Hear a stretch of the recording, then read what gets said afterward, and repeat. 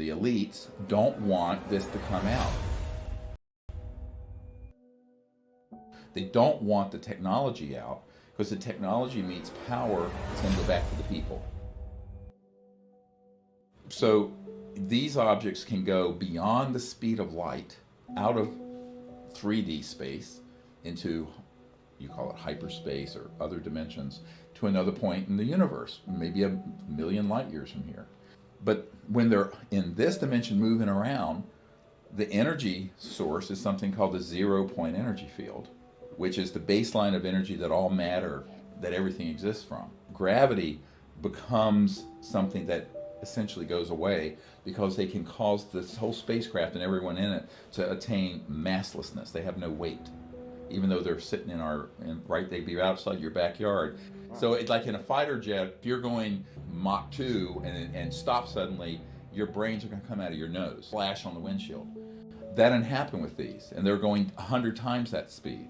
However, if it was disclosed, it would mean the end of oil, the end of gas, the end of public utilities, the end of ExxonMobil, hundreds of trillions of dollars of assets would vanish.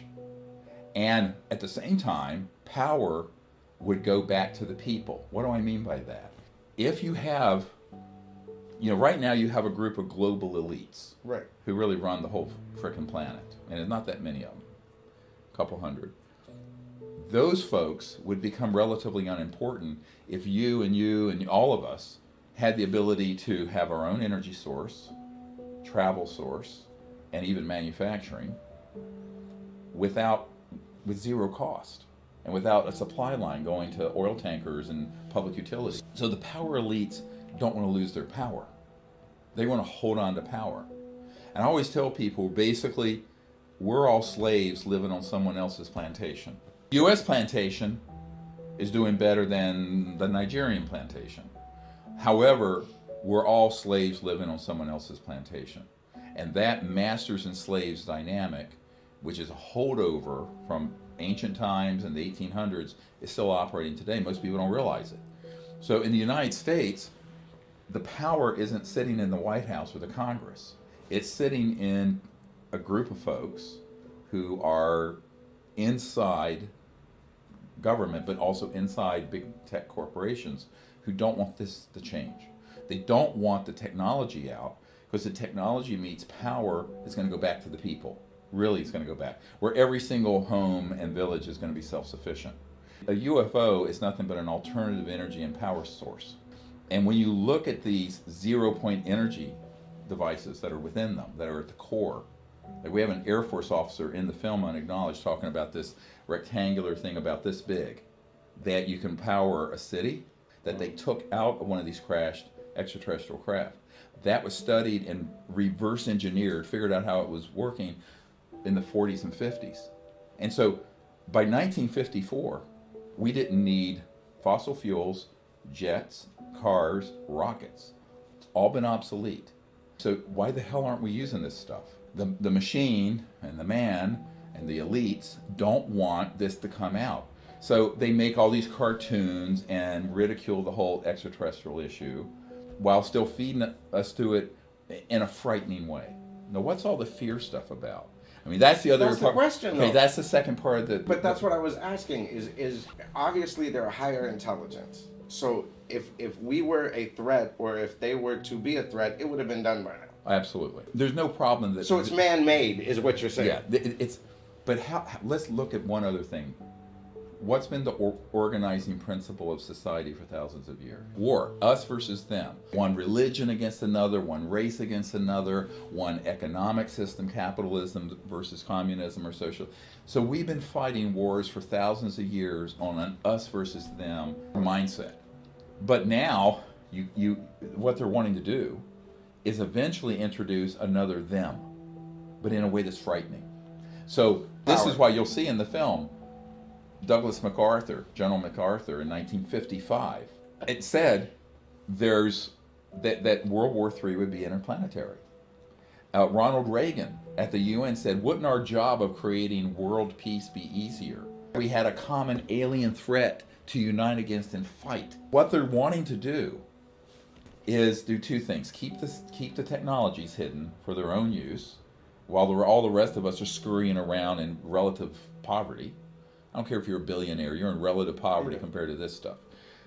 And then number two, they want to be sure that when it does come out, people have been brainwashed through movies like Independence Day and other things, that there's a threat out there. Because they want to unite the world around a common alien threat, which doesn't exist. The mistake that everyone makes is that the government that we see on CNN or on whatever network, Fox, is actually in control over all this stuff.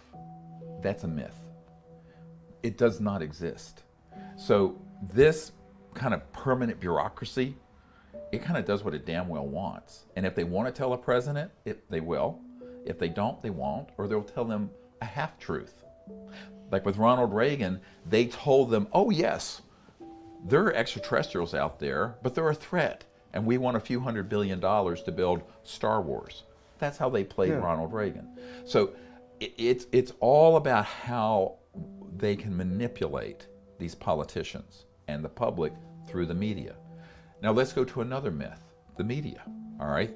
Now, the media, we have in this film, unacknowledged, an Air Force intelligence officer who states on the record that he would carry bags of cash to people in the media to buy them off, to get them to say things to the public on this UFO issue and on other issues as well. And it's counterintelligence. That's what counterintelligence is.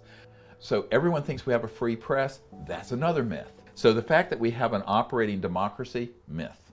Free press, myth. And here's the other one, big one, huge, that we have a free market economy.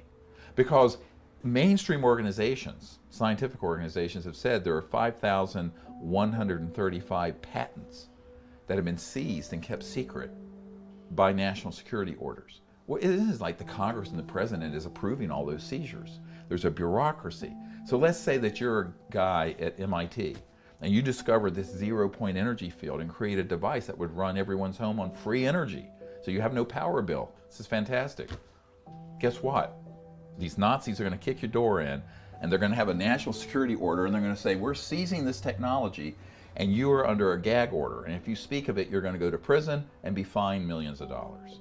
Now, this is not a conspiracy theory. This is mainstream knowledge, except it's not reported on CNN, and it's not reported on NBC or Fox or any of the media.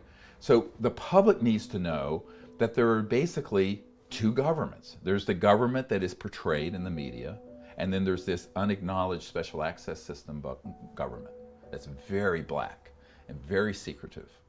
And it's not a conspiracy theory. This is what we're going to prove. Because we have now whistleblowers coming forward giving us all the information on it.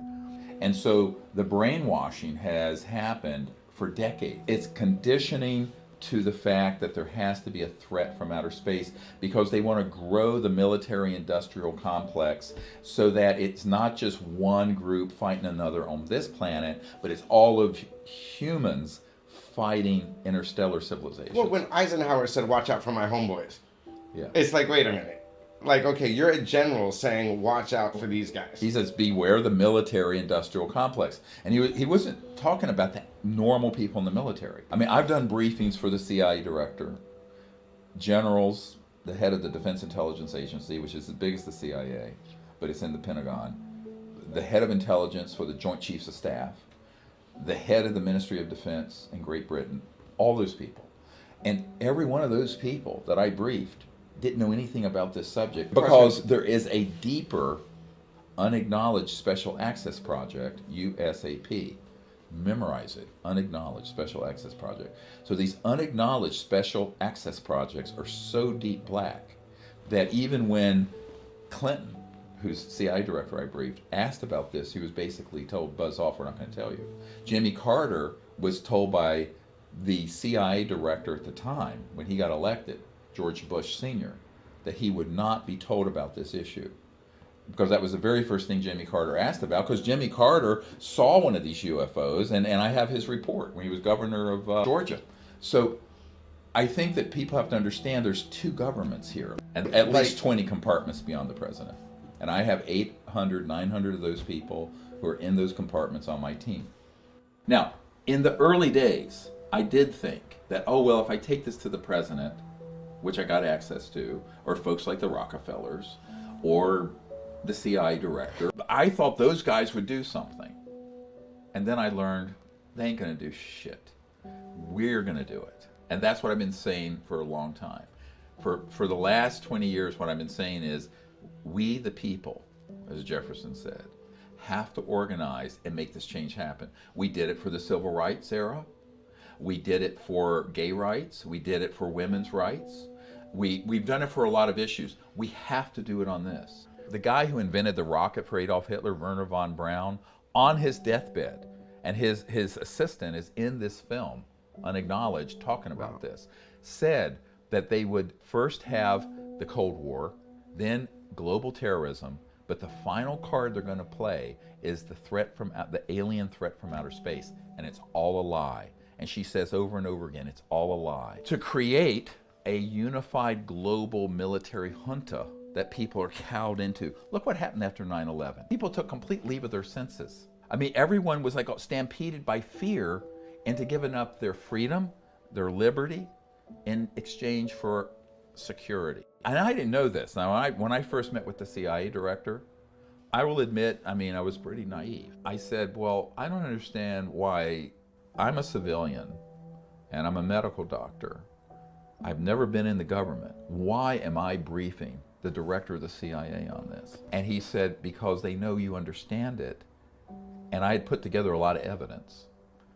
And the CIA director and the president are being denied access. Now, I didn't believe this. I thought this was a baloney. You know, he's a spy, he just wants to pick my brain.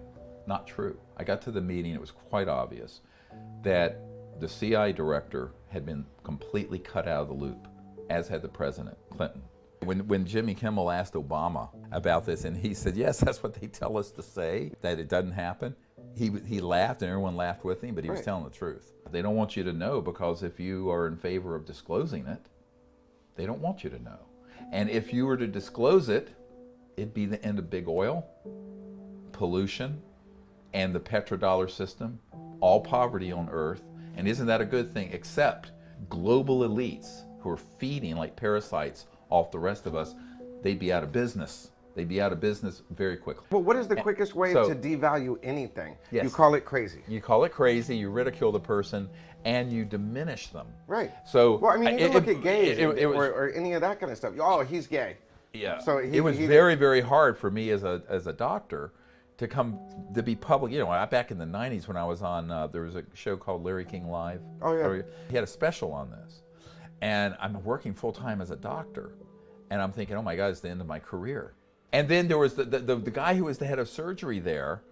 He was this crudmudgeon, very, very conservative, you know, tough, kind of unhappy guy. And like the next day, I was going to a code blue in the ICU. Someone had died, we were resuscitated. And he gets on the elevator with me, looks around, be sure nobody's looking. And he looks at me, he says, I think what you're working on is the most interesting and important thing in the world, and you keep it up and don't give up. And then the door opened, and he looked around to be sure nobody was around, that he was talking to me, and dashed off. It's like so many people are interested in this and in the closet in it, because the reason is there's 60, 70 years of intensive ridicule that's been funded through the media, through movies and everything else, so that if anyone takes this seriously, they're just called kook or a wacko. And that's been done very deliberately. I have a CIA document from the 50s describing this is what they're going to do. We're going to debunk it, we're going to ridicule it, we're going to make people look like whatever, fools if they think this is real. So that's very effective, because most people are still kind of like in junior high and high school, where they're worried that their peer group is going to make fun of them. I think we're at least 100 years past the time when people need to grow up on understanding the true nature of our government and science and religion and all these things. And I think we have to go into sort of a post-human future where we become an interplanetary future and an interplanetary society. And that's where we're headed. But it's being stopped by people who don't want us to make that big change.